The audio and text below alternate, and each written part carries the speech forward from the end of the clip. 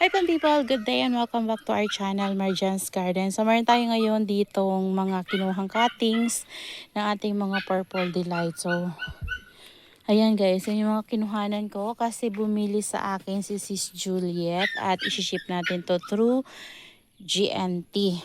Ayan. So nandito sila guys. Tapos yung dito natin, binawasan ko kasi kumuha din siya guys. Ayan o.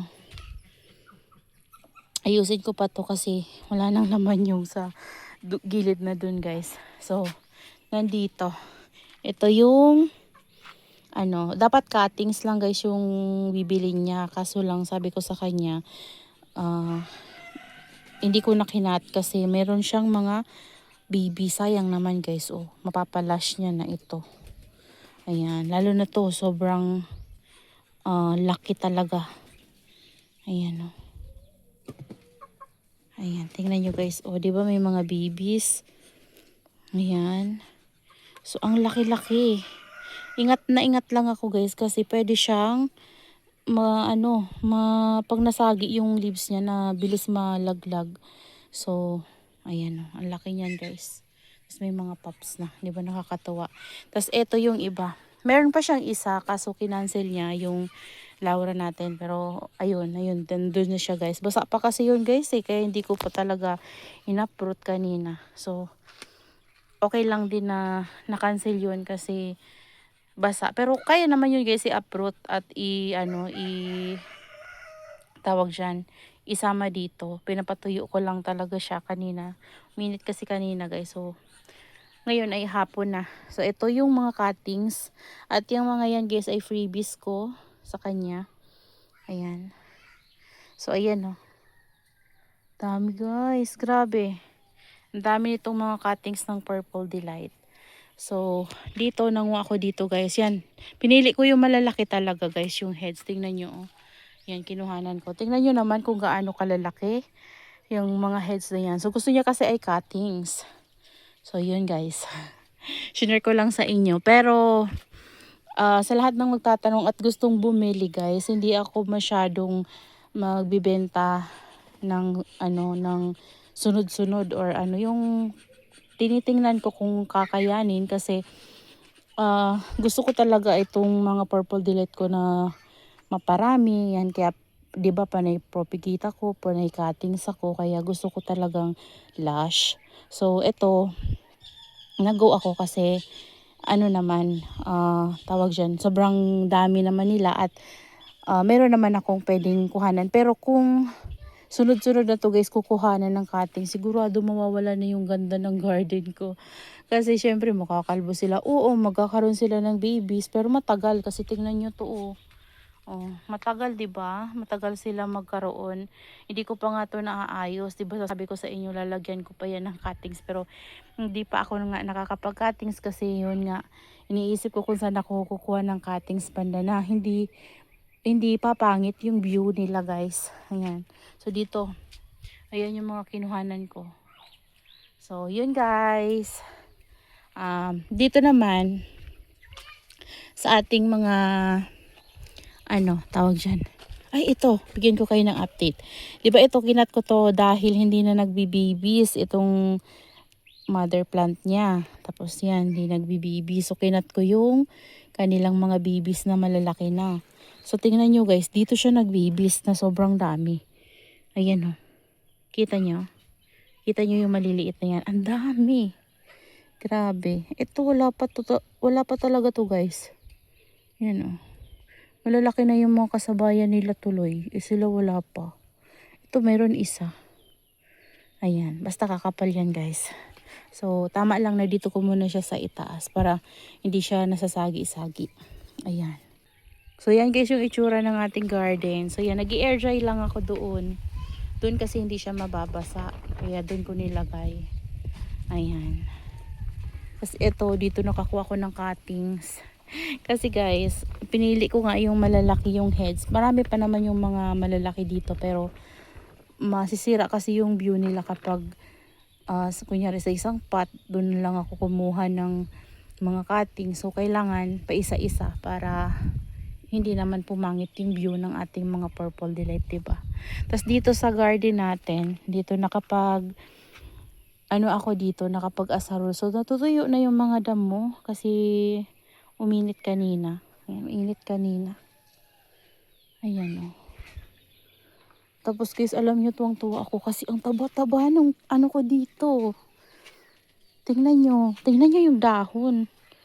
Oh, nagustuhan niya. So, lagi kong inaano-ano yung puno niya guys para mas mataba. Ayan, oh. Sigurado ako guys, matutuwa yung asawa ko nito kapag umuwi kasi, ayan, oh, may bunga na nga siya guys.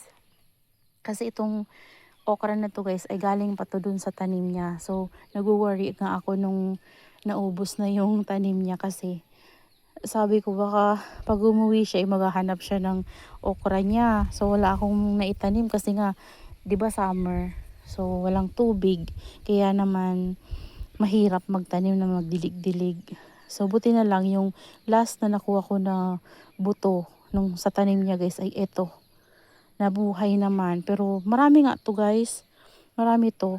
Pero ito lang yung nabuhay tapos nakapat pa to. So naisip kong i-transfer dito at binasang-binasa ko talaga yung puno niya at lagi kong dinidilig araw-araw. So yun, nung ano siya guys, nung lumaki-laki, ayan na siya. Ang taba-taba na niya. Tingnan nyo naman yung pagitan ng leaves niya dati sa ngayon, oh.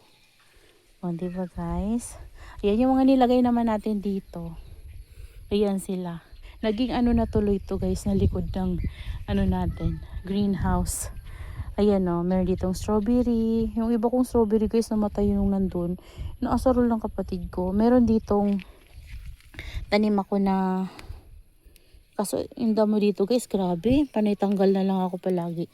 Yan, naglagay ako ng this one. Diba? Yan, mga bagong tanim ko. Strawberry, tapos may pechay, tapos ito, kamatis. Ayan, kasi alam nyo guys, nalilibang din talaga ako magtanim-tanim. Bukod sa mga halaman, gusto ko rin magtanim-tanim ng mga ganito para libre na tayo sa pag-harvest. Hindi na tayo bibili, diba? Libre na sa gulay. Dito na lang tayo kukuha. Ayan. Tapos dito, meron akong tanim ng mga sili. Doon naman guys, mga sili naman doon. Tapos yung ibang natira na pechay dyan guys, hindi ko ginalaw. Ayan. So, ito na yung ating mga straw leaf banda. Ganda nila guys, no?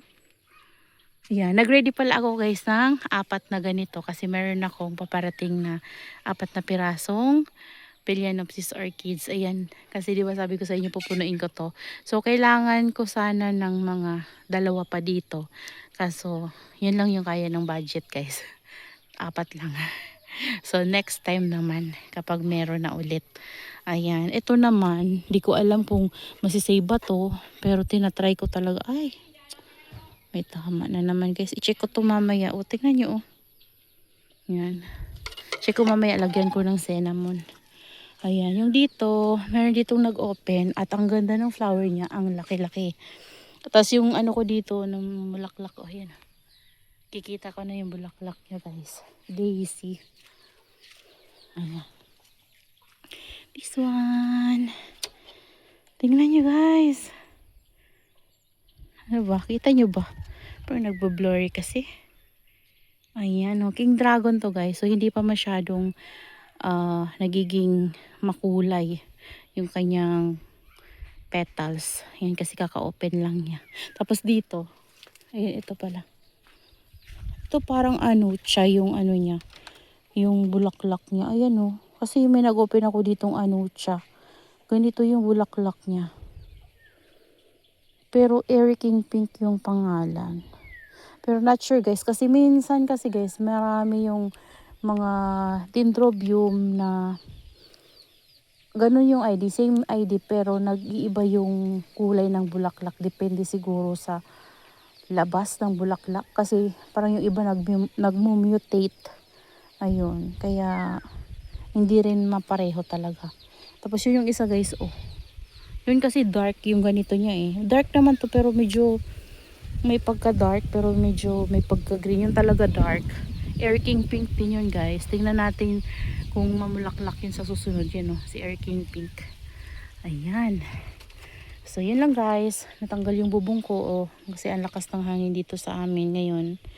Ayan yung mga lacteas ko. Magsisimula na naman ako guys tawag dyan, asarol dyan sa area na yan kasi ang dami na namang damo. At malalaki na yung may mga malalaki ng usbong yung aking mulberry. Yan di ba? Yan yung mulberry ko guys. So yun lang guys, that's all for today's video. Yan, I hope you enjoy watching and see you on my next vlog. Happy gardening everyone. Bye!